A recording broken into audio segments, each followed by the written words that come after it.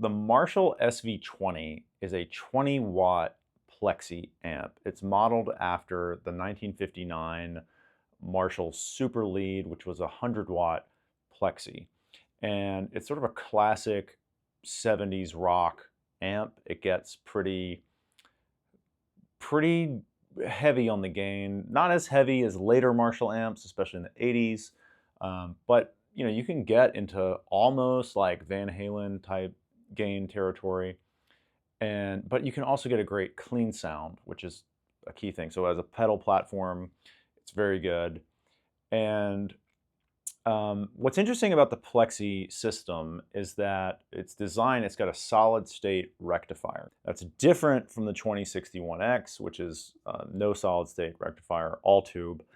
But the classic 1959 Super Lead was also a solid state rectifier. So that's sort of correct in terms of modeling the vintage design. Now, it's a little bit different because it's not a hand-wired amp. So right there is an advantage of the 2061X, which I'll talk about more in a minute. But the 2061X is a vintage reissue, but it is, I believe, all hand-wired point-to-point circuitry. So if you're a vintage enthusiast and wants a hand-wired amp, that's probably the one.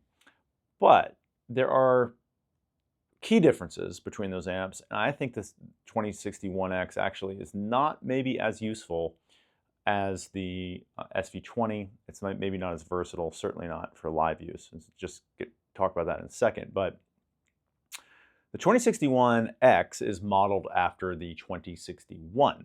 And the 2061 was a lead and bass model from, I think, the late, I don't know, 69 maybe, to 73, something like that. I'll put the correct years on the screen, but it was a 20-watt amp. It was not a plexi because it didn't have a solid state rectifier. It was kind of its own thing.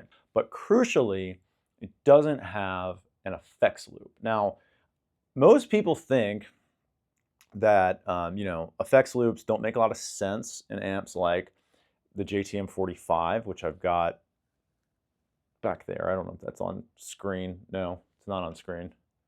That amp there.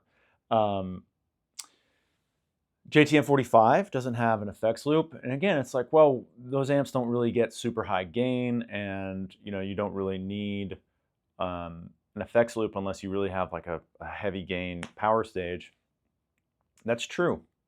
But the Marshall SV20 does have an effects loop. And in fact, the new JTM45 reissues, the 20-watt version, sort of like the Studio Vintage Plexi reissue thing. They've now come out with a JTM45. I forget what it's called. JTM25 maybe.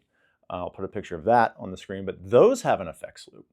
So now we've got this sort of like modern amenity of an effects loop, even though the gain is not crazy in these amps. And so what's going on here? Well, I want to talk about attenuating the Marshall SV20. So I've got you can see here, the 212 stack. I've got the matching cabinet, which sounds fantastic. I absolutely love that cabinet, just as an aside. But even 5-watt mode, I didn't mention that. The Studio Vintage has a 5-watt mode where you can go to like low power mode. It's still loud as hell. It's still way too loud for playing in a room like this. So it's a nice feature to have, don't get me wrong, because it is quieter by quite a bit than the 20-watt. Less headroom, of course, but could be good. But because you have an effects loop, you can get a simple volume potentiometer, like the JHS, I think, what's he call it, the little black box maybe.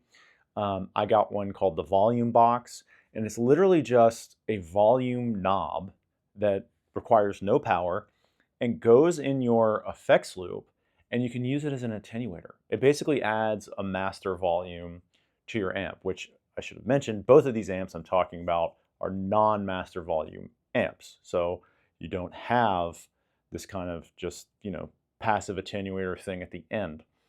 You can add that to an amp that has an effects loop. So I've been looking at, I use the UAD aux box. It's got a built-in attenuator. So I have been using that. But I switched recently because I wanted a live solution for attenuating if I'm in like a really small club or bar or whatever, and I, want to be able to get my tone, but like not blow the roof off. I was just at a gig on Friday, the other guitar player who I love, he plays a super reverb. And so he brings a 410s into this small club. It's just loud as shit. So, there's not much you can do about that unless you get an attenuator.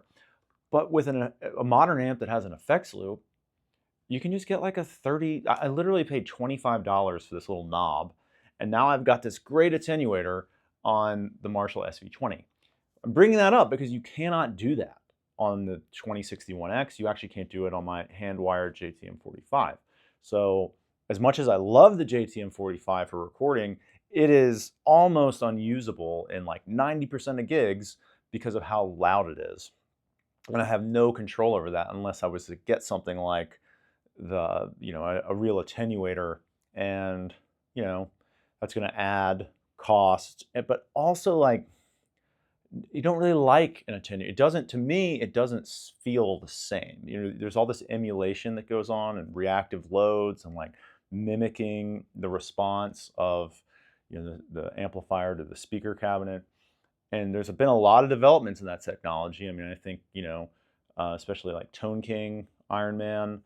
But some of them also, like the Fryette Power Station or the Boss Waza, like they're adding a solid state power amp to like compensate for the reduction. And so now what you're hearing is your amp reduced, but then reamped with some sort of solid state thing.